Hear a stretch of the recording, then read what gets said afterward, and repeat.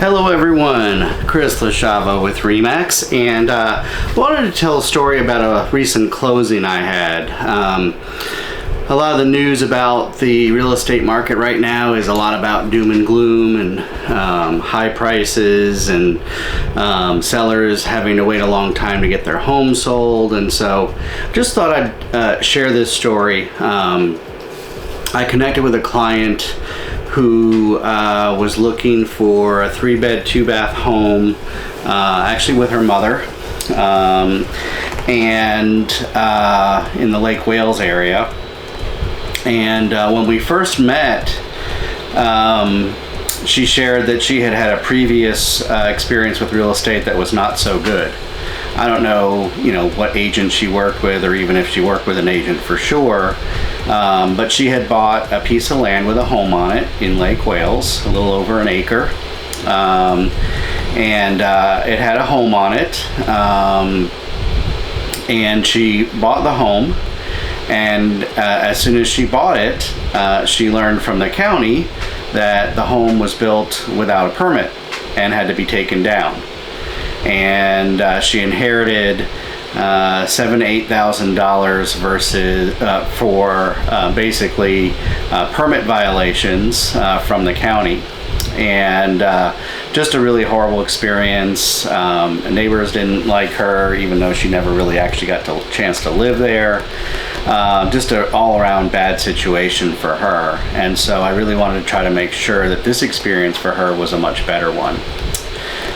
She had identified, she was pretty clear on what she was looking for. She wanted a home with a pool, and had identified some areas of Lake Wales that she was interested in. So got her connected with my lender, with Motto Mortgage. And she also shared that she didn't have a lot of cash, so she would be needing down payment assistance. And so I got her connected with Dwayne, my lender with Motto Mortgage. And shortly after they connected, he sent me a pre-approval letter and got her into a down payment assistance program that she qualified for as well, and ran the numbers for her. She was going to have to originally bring about $1,600 to closing, which she said she could do. So we started looking at houses. I walked into the first house, which was recently remodeled. A great 3-bedroom, 2-bath with a great pool, great backyard, corner lot. It was listed for $3,099, and she also needed seller concessions for closing costs, so we asked for $10,000 in seller concessions.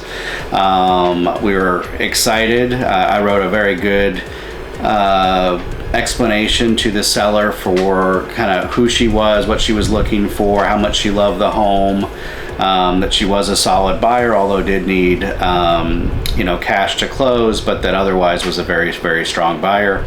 And happily the seller accepted our offer. We scheduled closing for about 5 weeks out, because her mother was going to be out of the country in 30 days, so we gave her an extra week, and seller was agreeable to all of that. We did a home inspection. A few things came up. There was some damaged shingles on the roof. The inspector actually couldn't figure out how to turn on the AC in the garage. It had a mini split, but the remote was just hidden, it turned out. And the AC unit in the house the fan wouldn't turn off. Other than that, it was some minor stuff like GFCI outlets, that kind of thing. So we talked to the seller. The seller agreed to make all those repairs because we felt like some of those would actually come up on an FHA inspection or appraisal. And so seller got all that taken care of. And then about a week and a half, 2 weeks before closing, we got the appraisal back, and it came back $16,000 below contract price. In most instances, that would have been the end of the deal. Or the seller would have come back and said, well, I can't give closing cost assistance, so the seller's on their own. And in her case, that would have been the end of the deal, because she couldn't come up with an extra $10,000. In between there, we had a little other issue where Dwayne had a family emergency, had to take off, and another lender came in. That lender redid some numbers and said she had to bring $5,000 to the closing table, and I basically said, well, that's not going to happen, so you need to figure out something different. He got her down to $2,800, which again she said she could do.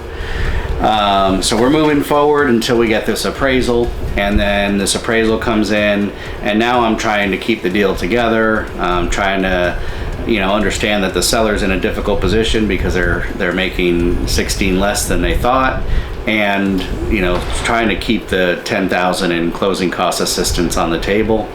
I was successful in doing that, so we were able to keep the deal together, and the client closed, and actually in the end she had to bring a little less than $700 to the closing table. So she got into her home with her $1,000 earnest money deposit that she put down when she went under contract, and then an additional, I think it was $672.